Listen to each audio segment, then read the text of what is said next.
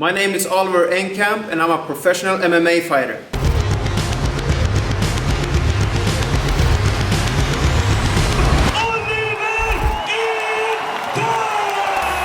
I'm here today to talk about 10 common misconceptions about MMA. Let's get started. Misconception number 1. MMA is a mix of different martial arts. Well, this is kind of true, but I would say it's the opposite. Other martial arts are part of MMA.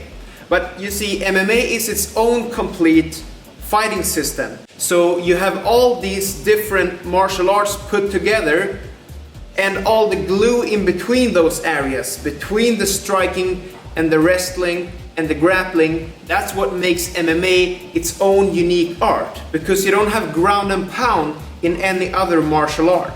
You don't have wrestling against the cage wall in any other martial art. So you can say that Brazilian Jiu-Jitsu or boxing or Thai boxing is parts of MMA, but I wouldn't say that MMA is comprised of these individual parts, because then you lose the glue that sticks everything together. Misconception number 2. All MMA fighters are cocky and arrogant. Just look at Conor McGregor. Sorry I'm late, I just don't give a.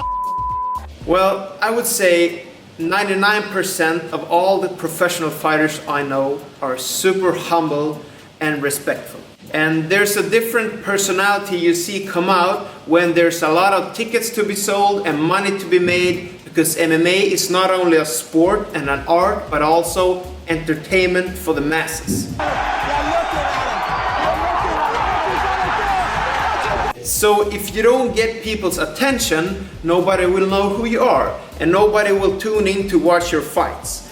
So you gotta make your own personality stick out in among the crowd of all the other thousands of fighters that are out there. And some people will do this in a cocky, arrogant way because that sells tickets, but some will do it in a respectful and professional way, and that will also sell tickets. No matter if you want to tune in to watch the guy win or get his ass beaten, it's still selling tickets, right? Misconception number 3. There are no rules in MMA.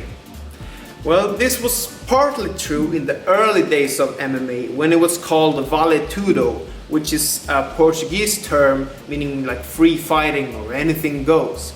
But today there's a lot of judges and commissions that make sure that everything runs smoothly and all the injuries are minimized, so that no fighter can do illegal techniques, which is eye poking, fish hooking, attacking the back of the head, the spine, the groin, of course. No rape chokes like this. There's a lot of rules actually, but it's easier to speak about MMA in terms of what's not allowed than what is allowed. Basically, it's still free fighting, but it's not as barbaric as it was in the early days. We want to make it a sport, right? So that's what it is today.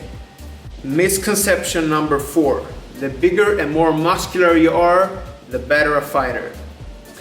This is also a common misconception. You see all these big, buff, tattooed guys walking around and think, man, that guy has to be a fighter. But there's a difference in the bodybuilding physique and the fighter physique. If you watch the top athletes, for example in the UFC, you will see there's hundreds of different body types. You have those super strong, buff individuals, but that's mostly genetically.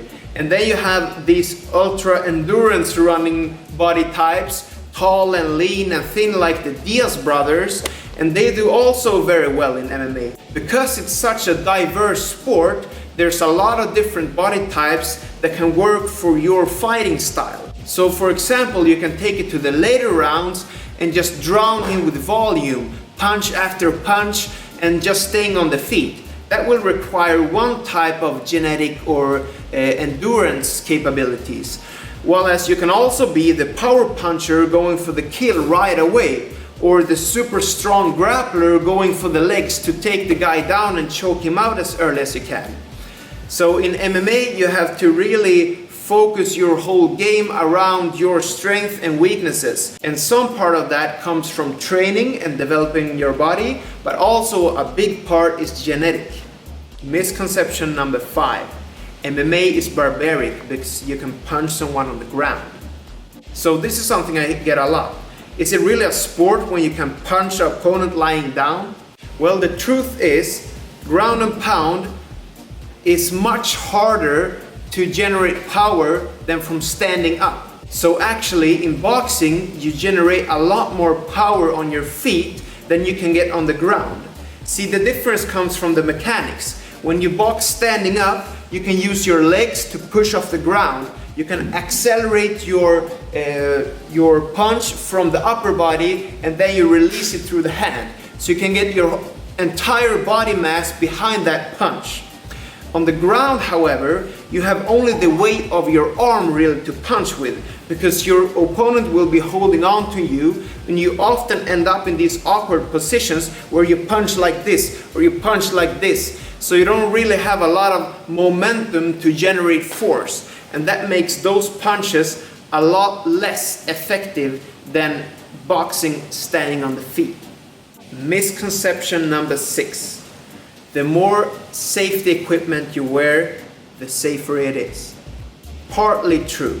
If you look at amateur boxing, for example, they have big gloves and they have helmets.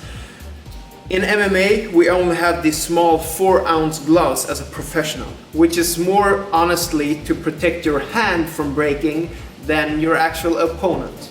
But what is seen in statistics, when you have a headgear on, the contact level usually rises, which means you get more blows to the head, which means in the longer run it's gonna do more damage to your head. People will be a bit more careful if you don't have these thick foam helmets on.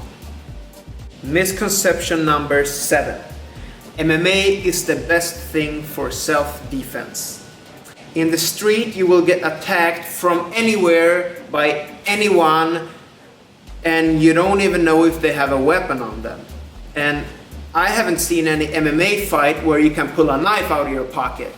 I don't know what kind of MMA events you have watched, but that's not the ones that I involve in. For self-defense, I would say you would go to a martial art that practices this in a more practical area, which means not with MMA gloves, shorts, on padded mats like these, but actual self-defense scenarios where you wear your regular clothes and you also practice using your voice and your body language and everything else that comes in a normal street scenario where you can get jumped or robbed. So something like Krav Maga might be better for self-defense than mixed martial arts. Misconception number 8. All fighters come from hard, tough conditions or have had violent upbringings. Maybe this was true if you go back 20-30 years ago, but today anyone can start MMA. I promise if you go down to your ordinary MMA facility, there's families and kids doing MMA today. Anyone can start because it's the fastest growing sport in the world. So, in this environment we need safe training methods, which is developing all over. And today it's hard to tell who's an MMA fighter. Somebody you think would be better at, I don't know, playing pool or drawing paintings might actually be a black belt or a brown belt in jiu-jitsu and can fold you up and choke you out. So I don't think this myth is alive anymore, because it's such a big sport and everybody can enjoy it in a safe environment. Misconception number 9. MMA doesn't require a lot of skill. It's just fighting. Well, the truth is there's a lot of technique and tactics, strategy going on behind the scenes. Joe Rogan once said, MMA is like physical chess, but with more lethal consequences. And I would say this is true, because we can watch MMA like a chess game. I do my move, you do your move. I do my move, you do your move. And we will always try to counter each other out. So you have all these different areas. You have the boxing, the kicking, the grappling, clinching, and the groundwork. And you gotta be able to put it all together and also form your style around your opponent. So in the middle of the heat, you have to adapt. What is my opponent's strategy? So what do I have to do to get around that? How can I use my strength to overcome my opponent? Or how can I exploit his weaknesses? And this requires a lot of strategic thinking. So you gotta have both the physical and also the mental and tactical in order to win a fight at a higher level in MMA. Last but not least, misconception number 10. Only fighters train MMA. I would guess less than 1% actually ever compete in a real cage fight. Most people that come and train MMA do it just for the fun of it, and because it's great exercise and it's very varied training. One day you will wrestle, one day you will strike, one day you will learn kicks. So it's a fun way of getting in shape and training your whole body and nervous system.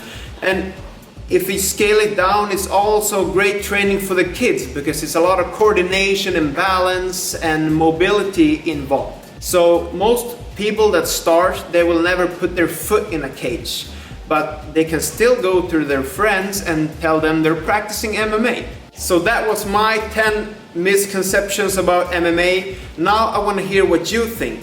Which one of these did you hear before? Have you answered to any of these misconceptions? Or do you have any normal ones on your own? Let us know in the comments. Thanks.